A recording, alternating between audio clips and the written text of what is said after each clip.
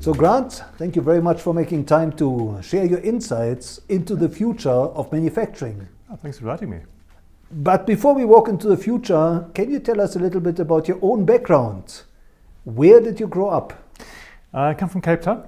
I was born and raised in Cape Town. Not to mention how many years ago, but many years ago in Cape Town.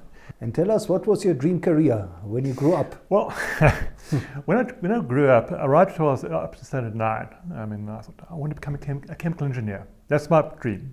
All right. Then I went to see someone who those clinical psychologists. They give you a career. You do those normal psychometric tests, and they tell you this is what you should become. Of course, it was not on the list. Nothing close to on the list. So it either was going to be on what they recommended was a lawyer, a teacher, an accountant, or a social science. So it was nowhere near what I'd ever even thought about. I was just told, this is this is what's suited for you. And then at that point, I went into accounting. So I studied cost management accounting when I'd finished my matric. And tell us, who inspired you in your early days? My first job, I was working for an electronics company, and in my 4th year, we worked for 2 weeks, studied for 2 weeks, on and off. So in my 4th year, I was working for a company, a family-owned as well, a family-owned electronics company. When I joined in my 4th year, we were working for them, and at the end of that year, they had a position available. So let me join these guys. And this is come straight out of studying, finished studying. Let me join these guys. And I had sort of a mentor there. So my mentor, in fact, he was the financial manager, and we would spend every evening for an hour, and we go through a variety of things. We have long discussions on the economy, business, how business operates, and we did that for a number of years, and that kind of inspired me to move forward and give me a very good grounding in business. And I think it's key, that background in business, understand business, and he took me through a lot of different stuff over the years. And it's always my own time, it wasn't the company's time, and we sat literally every evening for an hour, and And tell us, Grant, looking back over your career, would you say there was a turning point? I think there were a couple. I think in the small company I was working for, there was I could see it getting too small, and the problem with Cape Town, you get too relaxed, and you kind of say, oh well, I'm happy where I am. And after five, I look back 5 years. I've been here for 5 years. Time to move on, and you only see that. Sometimes you spend too much time in a job. When you're ambitious in Cape Town, you kind of sit back and you don't spend enough time looking back fast enough. I need to move on. But I joined Nampak, and I went on a course. It's called In Pursuit of Excellence, and all about where do you see yourself, how do you visualize that, and where do you want to be, what are your goals, and start visualizing what you want to achieve. And that was the first starting point. So where do we need to go next? What do I actually want to do? I got this qualification, and fortunately at the same time, Nampak put in that course. Plus, I did production management with Nampak. Also, was a nice suite of learnings to go within the manufacturing operation. That kind of gave me a good idea as to what I wanted. That course took about, I think, a few months, and I kind of started thinking, where do I want to be? What do I want to do? Where do I foresee myself? But just one step prior to that, though, also what shaped my career was the same mentor. I started a master's. He said, listen, I started master's once, and I kind of didn't go very far, and got a bit lazy. I restarted a master's again, and I did a research proposal, the whole thing, started progressing through writing a thesis. He said, just be careful. If you go that route and do a master's, you're going to be stuck. You're going to be seen as a specialist. Mm-hmm. So I thought, oh, that's fine. At the time, of course, you're still young. So good time to give up that study. I don't need to study anymore. And then following from that with the course Pursuit of Excellence, and thinking where I wanted to go, and I kind of molded where I wanted to be. What that told me that was the right call. If I continued that process, I would have been stuck in a very specialized role. Mm-hmm. Whereas where I'd been to what the course told me, listen, you need to decide what you want and progress what you want to do. And it gave me a good idea what I wanted. And at that time, where I want to be, and at that time I was still quite a few years younger than I am now. but I had a direction. I said, that's what I want to be. That's what I need to work towards. And I knew it wasn't going to be tomorrow or the next day. And there's building to be done. When you're young and ambitious, you can fix all the world's problems. But it gave me direction. So this is where I need to be, and kind of guide. I suppose that sort of started to guide my career. And Grant, what would you say is driving you today? Right now, I think the business I've joined a small business. It's in fabrication of wastewater equipment. There are two parts of it. One thing in the wastewater game, I believe there's a huge potential in this country. Water in this country is a very scarce resource. The opportunity for operations and companies dealing in the wastewater space is significant. And right now, maybe the government isn't spending sufficiently on that right now, but to me, there's a huge potential for this operation. Me personally, it's there to make a difference. I'm trying to get in there and make a difference and turn around and grow this business. It's a family-owned business and with other shareholders involved, but what we want to do as a team is to grow this business, and we believe that there's a lot of opportunity to even make this business even flourish even further than where it is now. Okay. Brilliant. The course you were talking about, you said it's called In Pursuit of Excellence. Yes, yeah. And was that the one with the visualization? Yeah, had a whole lot of visualization, there was a whole lot of stuff, whole different visualizations. The whole thing was sort of like if you come across The Secret, Yes.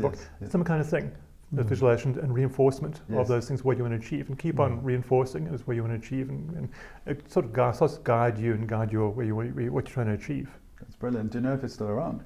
I have no idea, in fact. Cool. Yeah, that was back in the mid-90s. Okay, cool. It was very good. There are a lot of very similar courses to that now. Yeah. Especially, like you say, after the movie The Secret. And yeah, I absolutely. think the technique is incredibly powerful. I've used it a lot as well. And, like visualizing properly something really clear, like smell it, taste it, feel it. Absolutely. Really makes a It difference. tends to guide. I think Robin Banks does it still. Robin Banks does those kind of Mind courses. power, yeah. Yeah. He Right. doesn't.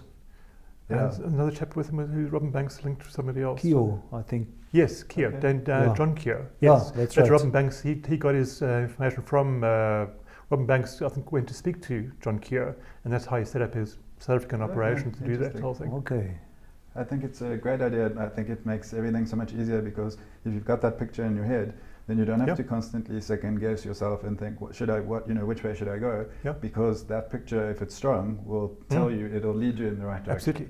It'll give you the guidance. So this is where I need to be. I need to do these things to get to that path. Yes. Yeah, brilliant. Yeah.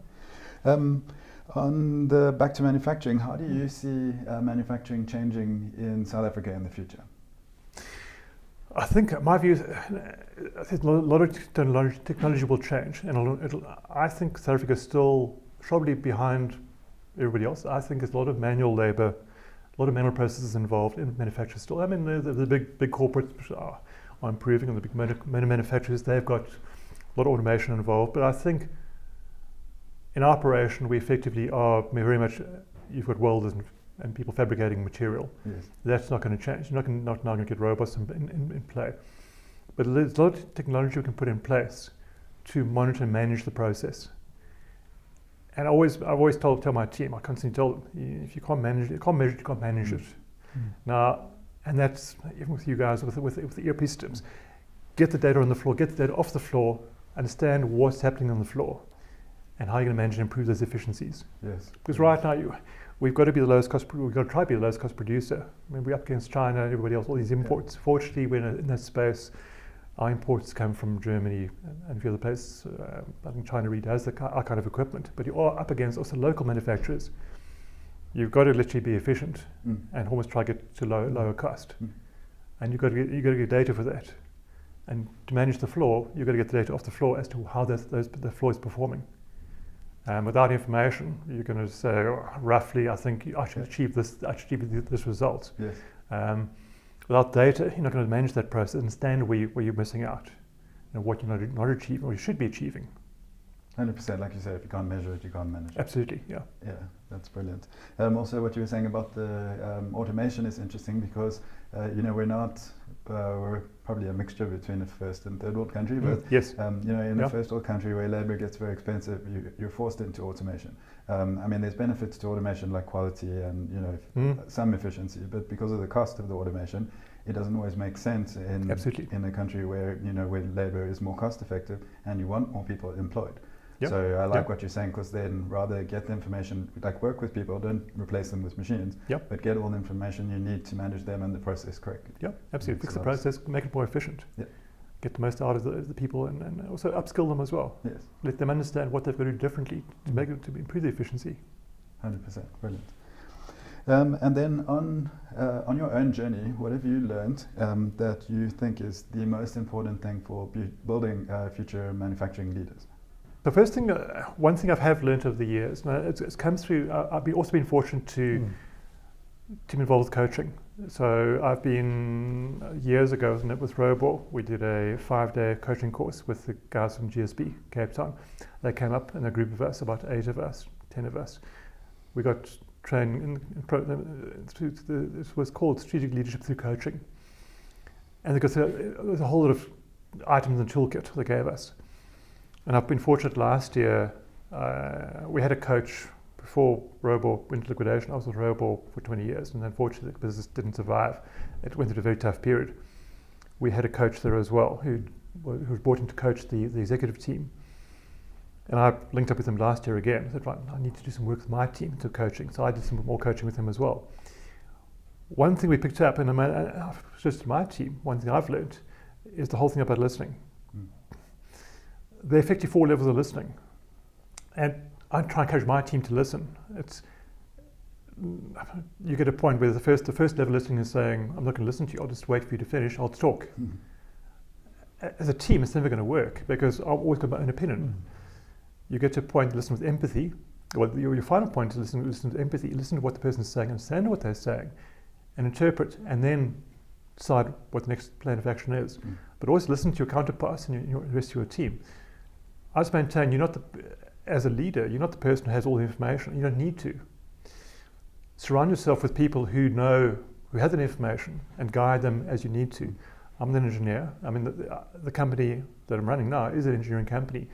I'm not an engineer. I can use logic to tell you that doesn't look right, but I have an engineering team, and we can guide them as to what they've got to do.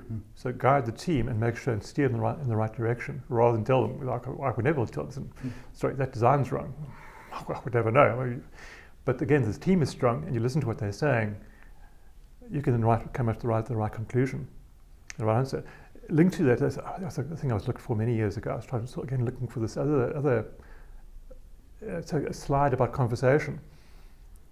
The first, I think it's 50% is conversation for relationship. I think it's about 30-40% conversation for understanding. Your last 10% is the outcome. Wow. And it's quite clear. And I picked up in one of our coaching courses. We spend too much time trying to jump into get the solution. Let's get the answer. Let's fix and move on. But the chances are you're going to make a mistake. You're not going to have the right solution. You haven't considered everything to come to the right conclusion. And we might say, well, that'll take too long. It doesn't need to necessarily have to take that long. But let's understand each other first. Let's build a relationship. Let's understand what we're going to do. Then we'll come together. We'll find the right answer. Great. It's not a case that one person knows more than the other person. As a team, we can find the right answer.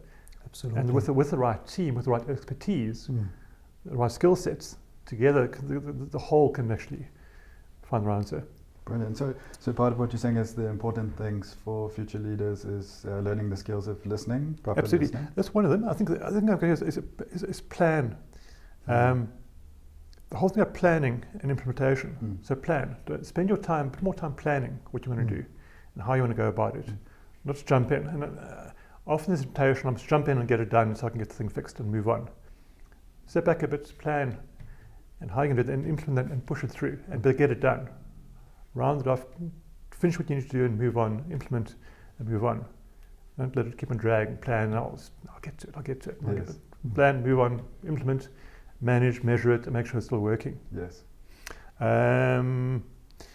One thing I've picked up, and often I find possibly the older school, and I've picked up before Robor as well, is empathy. I find a lot of and I think it's changing over the years, definitely has changed. The young generation now that whole thing's changed. But if I look at some of the old leaders I worked with before, it was very much old school. This is how it's got to be. This is how the factory works. We will operate in this way. You will follow what I tell you. And you've got to a point of, this is how it's going to be. And always that first level listing. The first level is called blah, blah, blah. I won't listen. I'll see you, that's fine, you're just talking away. But sorry, that's how it's going to be. I think it's understanding that you've got a team working with you, and those people you're working with you have also got families. Understand where they're coming from, and everybody's has got a background of some sort, and where their background is, there's an influence where they came from. They're not the same as yours.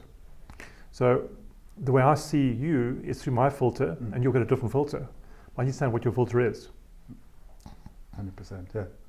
And those to me were probably the key things. I think that people need to understand those things. That helps. The coaching, the listening. The Planning. Empathy, planning. Yeah, planning, And there's another one, understanding that a lot of discussion is about a relationship. Yeah, absolutely. I think the conversation first, build relationship. Yes. Then understand what you want to achieve, and then together, that's the answer. That'll come clear. Once you know all that, the answer, the outcome actually becomes a lot clearer. That's brilliant. And then in terms of the coaching, I really like what you're saying about the fact that a coach is meant to bring the best out of those people, not tell them what to do, Absolutely. but rather enable those people, facilitate whatever they need to do and enable them. That quite like a sports coach. I mean, the coach of the team doesn't have to be the best goalie or the best, whatever position in the team. He just needs to know how to get the best out of his Absolutely, exactly that. It's all about, and I find with sessions with my coach, it's not about him telling me what to do. It's kind of bring it out of you. So where do you think you need to go? What do you think you do differently to get the most out of your team? And it's encouraging you to think more deeply than what I need to do. Yes. What I got to do to get this to work. Yes, and ask those questions, especially when you're tempted to give an answer because you think, oh, I know exactly how to help this guy. But hold back, ask the questions. Let them develop. I agree, totally. Let them develop. Brilliant. There's always temptation when you think you know the answers, let me do it for them. You're never going to get anywhere. You're not going to let your team develop, and you're going to be sitting with all this, you're doing all the work for everybody all the time. Yeah. Let them develop. Let your team develop. Totally agree. Brilliant. Nick? Yeah, so Grant, what is your advice for future manufacturing leaders in terms of challenges? What are some of the biggest challenges they should expect to encounter in their career?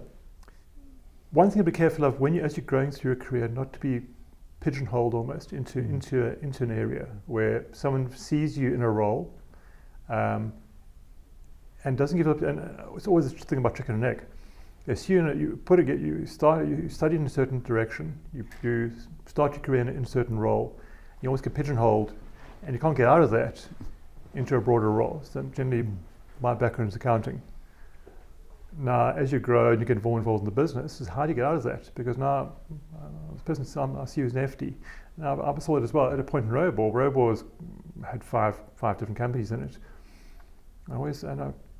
Right from my dream, this is my future. I want to run one of these businesses. My future is MD. And over the years, I managed to grow within the business and join multiple businesses. I was moved around quite a lot. Every few years, I was moved to another business, which was a problem area.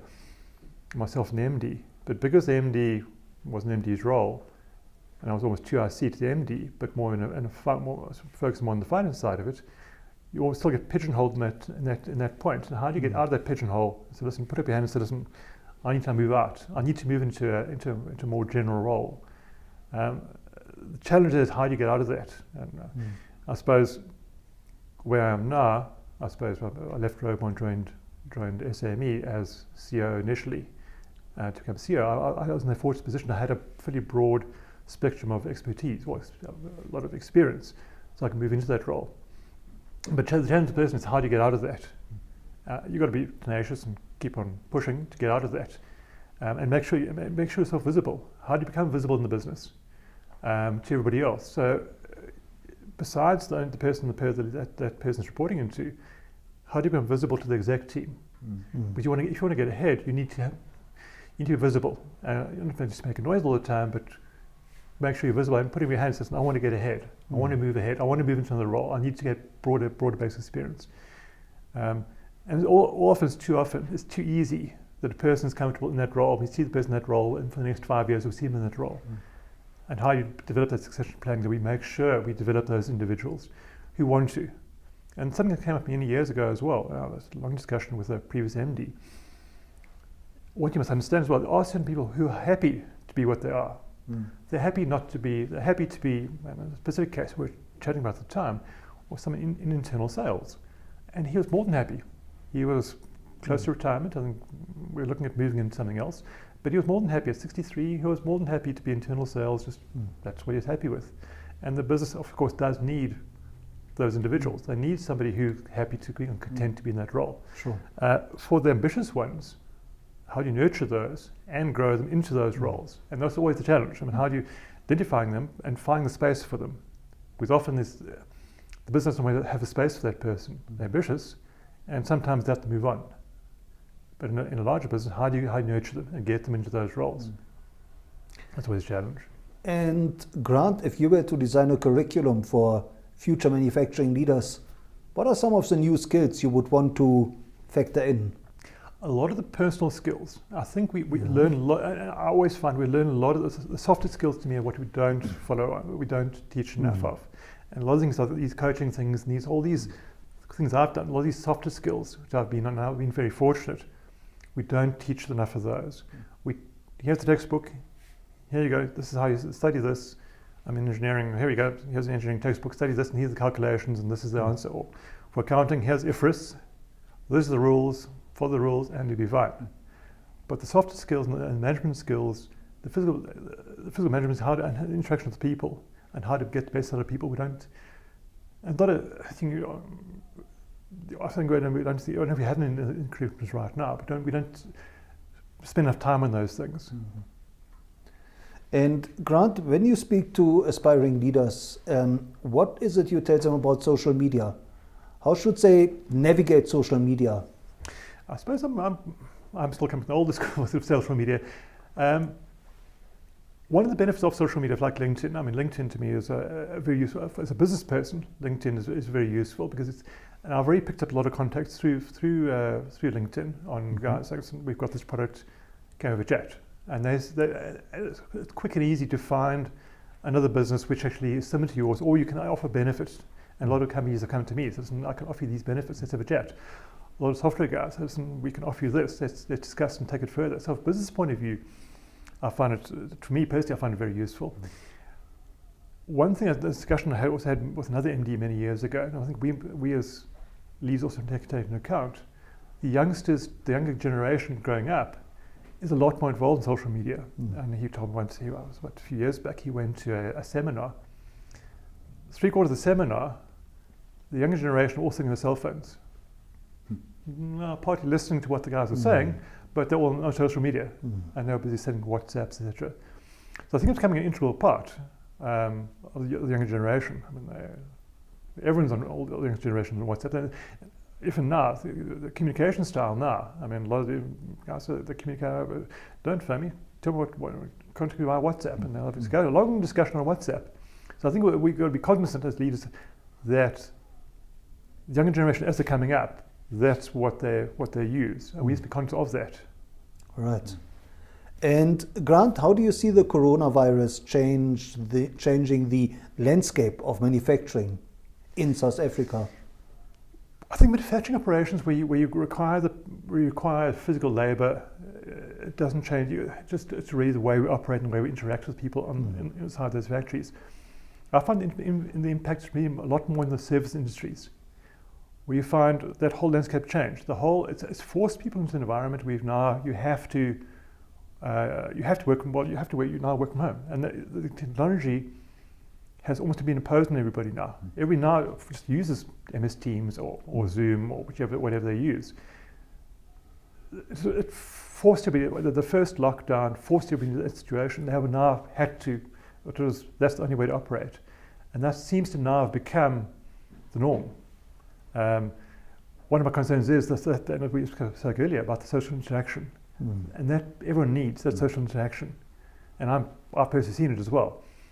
People in sales who now are used to, and they're extroverts, and they want to be involved. They want to go talk to the customers and be involved. And that Teams meeting, it doesn't have that substance and that richness of conversation when you're discussing something over Teams. I mean, we reopened last year in June. We reopened, and we started coming back because we were classified as a essential service. So we managed to bring guys back a bit faster over time. Yeah. But that richness of especially in a meeting, the richness of a discussion, to me, is a lot easier to come to a more robust discussion, have a better outcome than Teams. I mean, Teams, what it does do, I mean, your meeting, I mean, always find meeting lasts a quarter of the time. Right. You get to the point, move on, but that richness of the debate isn't there. I personally find the richness isn't as much richness in that debate. I think you're going to see service industries continuing that way. I just see that continuing, and you can have people that's still working remotely in service environment. But manufacturing operations, it's not the people. You've got to be there at the factory, getting these things done, getting the throughput, that constant interaction. Right. Yeah, I agree with you. I mean, obviously the manufacturing thing is completely different. I mean, it's not like you can send the guy home and get him to do the manufacturing work. Absolutely, yeah. Also, what you were saying about the rapid pace at which we transformed is brilliant because it's pushed us in the digital transformation direction.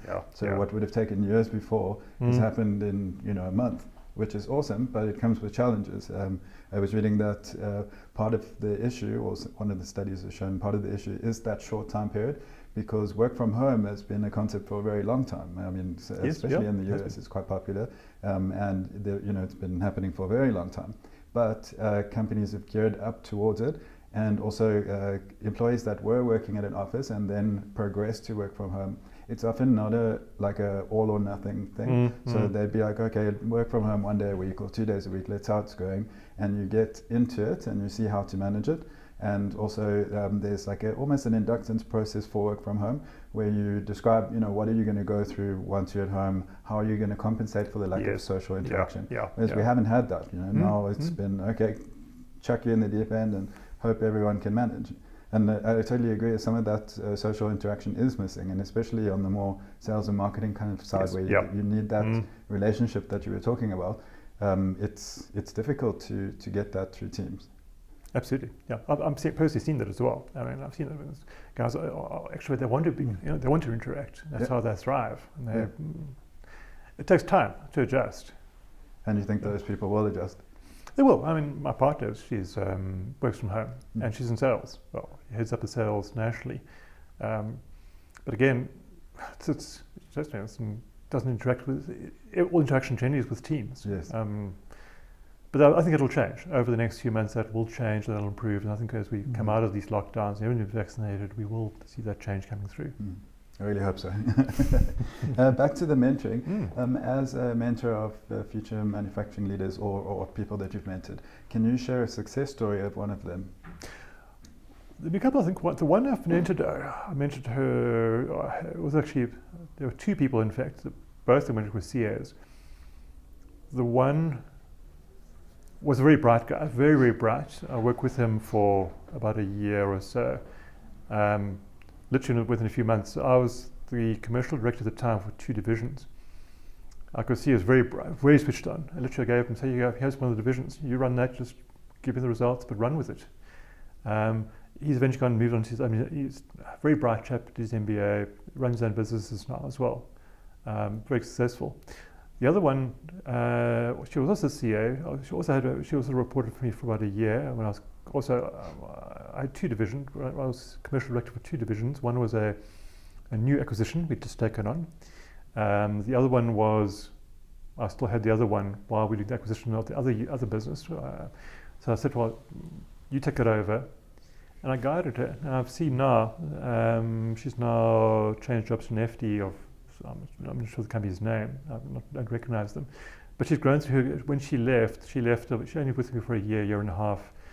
And then she moved on, I think a year later, after I'd moved on to other divisions within the group. She had moved on to working for somebody else, and then she left the group.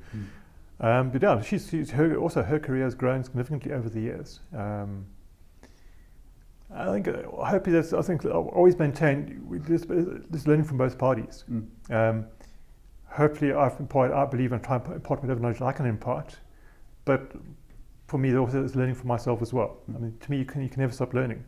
I think that's one thing when the people I like to report to in the past, a person you can learn from. So if I'm working for an MD at the time of my career, people I reported to, I want to make sure that you're reporting into somebody who knows you can learn something a lot from. Not necessarily be an accountant or wherever they are, but you can learn from and learn those experiences. If not learning from that person, then I'd be saying, should I actually be here? To grow for your own growth, you need to be growing all the time anyway. Totally agree. And those mentees, the people that you mentored, was that formalized or was it something? No, there was literally people who reported into me. We were about to embark on a formal mentor program at Robur, but eventually, that didn't come about. That was sort of 5 months prior to us liquidating. We had set something up, and I was going to be one of the mentors. But the individuals who reported into me, I mean, they were very bright individuals. I hope it gave them a bit of guidance, a bit of insights to help them grow their careers further. They were sort of early 20s at the time. I hope that gave them a bit of guidance as to where to move. And would you say any of that mentoring involved a kind of coaching relationship? Not at the time. I think later on, I have tried to use coaching skills with my staff to get them to broaden their horizons and their skill sets. I was going to ask on that. So for people that are looking for a mentor but don't maybe have a formal process in their company, how would you recommend that they find one, maybe informally? I would think maybe there's a whole lot of coaches available. My gut feeling would tell me they can go. I mean, if they get hold of a coach, I mean, the coach I deal with has a broad network. Well, my coach, the first coach I had a coach for 6 months. He was a chairman of a few boards, and has a big network. I would think, I've never tried this before, but I would think to go via a coach, and there are quite a few out there, and to try and introduce them to the network. And I'm sure they have a network of people they can introduce as a coach. Great idea, yeah.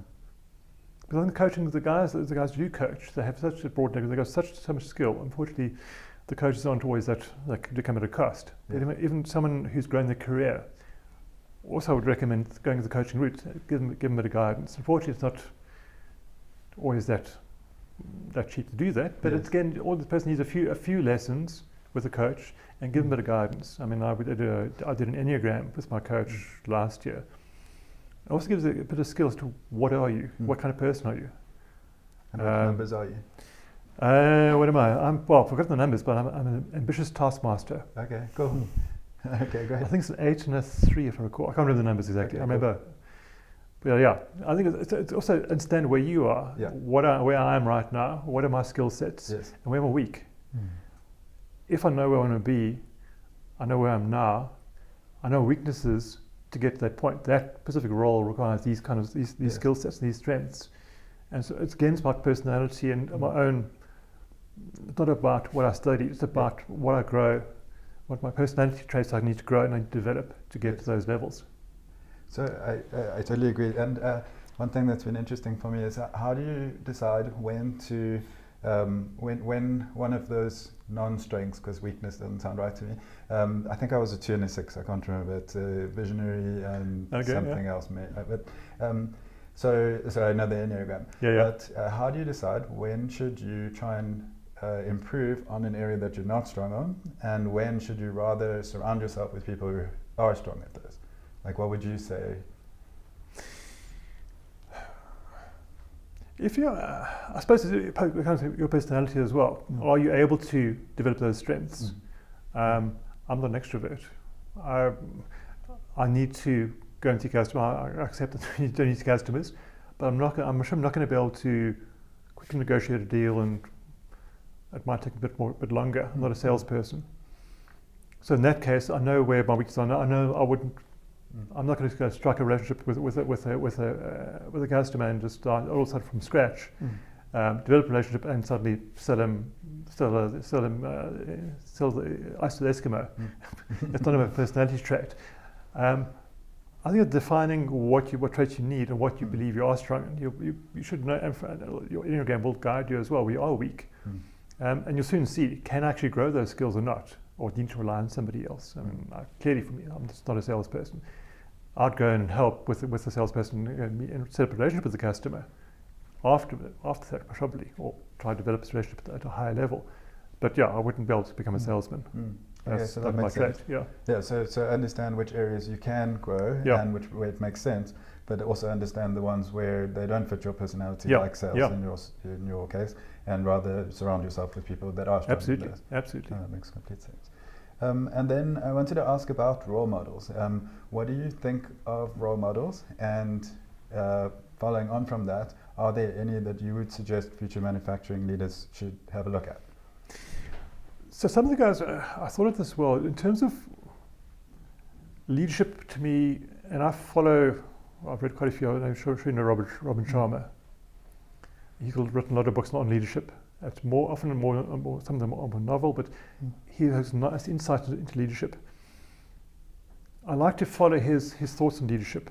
And for leadership skills and how to grow as a leader, I think those kind of things do help you get some understanding of the different new styles of leadership. I mean, I've read the stuff from Good to Great. Collins. Yeah, that was many years ago, and old GE, what's his name from GE? Jack Welch. I mean, personally, I like his idea, a bit harsh, but every year drop 10% off. The bottom 10%, sorry for you, out of here. That's a bit harsh, but I can buy into that. Again, the side of the empathy, you've got to think about the side of empathy again. This is a bit harsh, but yeah. I haven't really formally followed a whole lot of leaders as such. I mean, I read a few, and within organizations I've followed and try to get some ideas of how to lead, and maybe sometimes how not to lead. Often we think of follow people how we should lead, but often look at it at the same time as what we shouldn't do. Especially in this environment now, in the newer age and the younger people coming up, things are changing. The way historically the leaders operated is definitely changing. How to get the most out of people, that's changing. And I think with the modern guys, I recommend maybe pick up some Robin Sharma's books. He was in South Africa about 5 years ago, I think. So very, very nice ideas he's got as to leadership styles. And they're not just textbook stuff, here you go, this is leadership style, and this is what it is, and this is what this means. It's a bit of guidance. This is what the new leader could look like. Yeah, that's great. That's a great recommendation. Thanks. I like what you're saying about a role model could also be someone that you look at to not emulate. Absolutely. So maybe like some other part of them, but this is the kind of leader I don't want to be. And totally resonate with what you're saying about that the leadership styles are changing. So it feels like 5 years ago even, it was popular to be like a very aggressive, very autocratic. Yes, 100%. And actually, kind of be a bit of an asshole. and that, and then people respond to that and they think, oh, he's a great leader, I have to follow him. And maybe that got the best out of some people. I don't agree with that style myself, but it's what you're saying is look at those and go use that as almost an anti-role model and go, okay, that's not me. And I am glad to see that it seems like the leadership style is changing. It's like it's not cool to be that guy anymore. Yeah, absolutely. I mean, you've got a team, you work with them and get the most out of your team. And often, something said to me many years ago, as long as you've got the team's working for you, if they're better than you make yourself look good. Let them be brighter than you are. You make yourself look good. But also, you get the most out of your team. All you have to guide your team. If I've got a whole lot of experts in my team, if I can guide them, I get the most. I can get the best for the company. 100%. But I've got to draw it out of them. I've got to get them to. This is the guide. I'll give you guidelines how you must operate. But you need to come with the ideas. I'll give you some guidance. But come up with ideas how you want to operate. Tell me how you're going to do it. If it's not right, I don't have to agree with you. We'll have a discussion about it. I'm going to tell you that's the way it's going to be. Because your idea might be better than my idea. I might have an idea, and my ideas are built up from my own experience and history and what I've learned over the years. But what you coming up with, I mean, your own experiences now, might be something different, which is something I've never even thought of before. And that's actually why I guide our process in a different direction. Brilliant, and they can do better than you could. Absolutely, which yeah. is great. And Yeah. so, do you think that is some element of coaching then for those leaders? Oh, yeah, absolutely, yeah, absolutely. Great, absolutely. to get the best out of. Yeah. I mean, the coaching I've come across is only literally I got involved in coaching probably the first time in the course about 5-6 years ago. But if I'd done that prior to that, I mean, that's again, there's two parts. I mean, personally, if I'd done it prior to that, it actually would have, I think, been more beneficial. But if a lot more people have the same kind of thinking, have the same kind of exposure, I'm going to see quite a few differences in the way we operate our businesses. Awesome. Yeah, and Grant, how can our listeners connect with you? I'm on LinkedIn. Okay. Grant Butcher, and you can pick me up at LinkedIn at Right. SAME. Our website, I'll punt our website while we can. Please. www.same.coza. Right. So you can pick up our company and all what we do. We're more than willing to assist. And then of course all normal things, WhatsApp, etc. But LinkedIn I find it very useful to use. Okay. LinkedIn, very beneficial. Great. And last but not least, Grant, what is your advice for the millions of kids who are thinking about their career, about their next chapter, and why should they consider a career in manufacturing? I think there's a lot of challenges in manufacturing. It's very diverse. I mean, the manufacturing operations, we've got to have manufacturing operations going forward. I mean, the space we're in right now in the wood industry, that's going to grow. It has to grow. I think where we are as a country, we are a water scarce country, and that there's so much opportunity in that sector in the environment. Manufacturing as a whole, it's got to be a passion of yours. Personally, you can always get directly involved, and your involvement is broad based in a manufacturing operation. If you asked me, asked before, please don't never put me in a role of a banker. Stop me. But in a manufacturing operation, there's so much scope of a broad base of functions. You can be procurement, you can planner, production manager, HR. There's a broad base of skills. You can expand your skill set by getting involved in each of the elements in the business. So you can have a very broad base of understanding of how business operates.